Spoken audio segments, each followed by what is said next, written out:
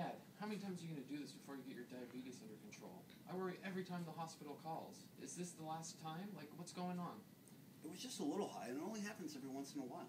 Dad, the doctor drew blood labs over the last 6 months. This isn't the first time this has happened. I just take a little more insulin, no biggie. I don't need to count my food every time I eat.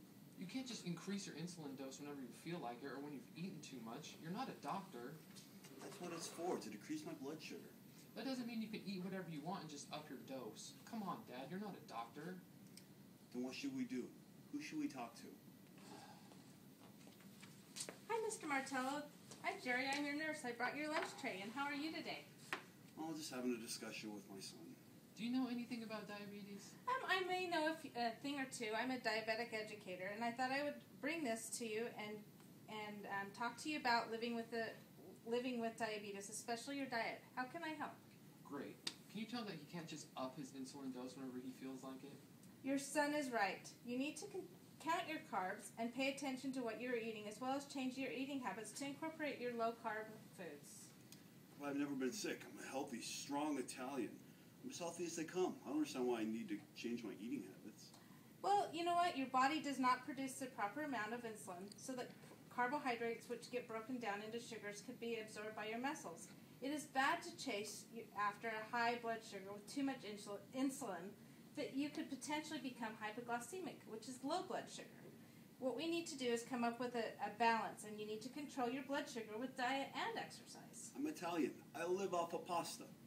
I just can't give it up. I walk all the time. I haven't been sick. I don't understand why I just can't give myself a stronger dose.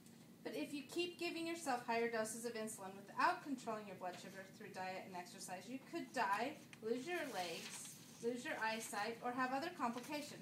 Let's go over some of the carb counting that's in your lunch today, and I will get you and your son some handouts.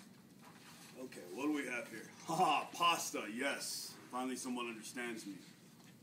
That's a good portion of pasta. I'd say 2 carbs. Some focaccia bread from the old world, huh, son? Yeah. I'd give that 1 carb.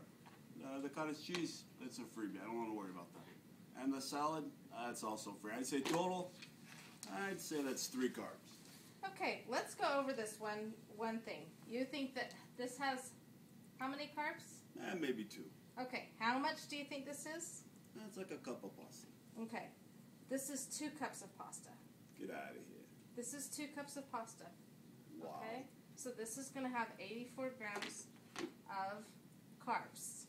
This is, That's 1 carb. okay, this is 19 carbs.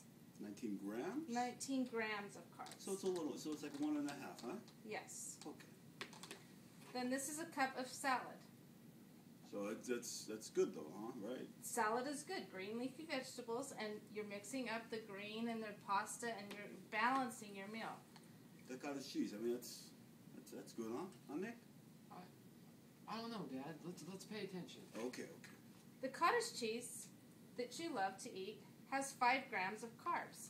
So altogether, we would have 109 grams or 7 carbs. So instead of, how much did you think this was at the beginning? 3, Nick? Yeah. Okay. Wow, I'm really overeating. This is all starting to make sense. So I can still eat some of what I want, as long as I take control of my carbs and maybe switch to a low-carb pasta. Exactly. That's a great start. We'll get you going on this, and now you understand a little bit, especially just in 5 minutes of teaching. This makes it easy, and you'll be able to live a happy life. Thank you, Miss Jerry. Thank you very much. You're See, welcome. Dad?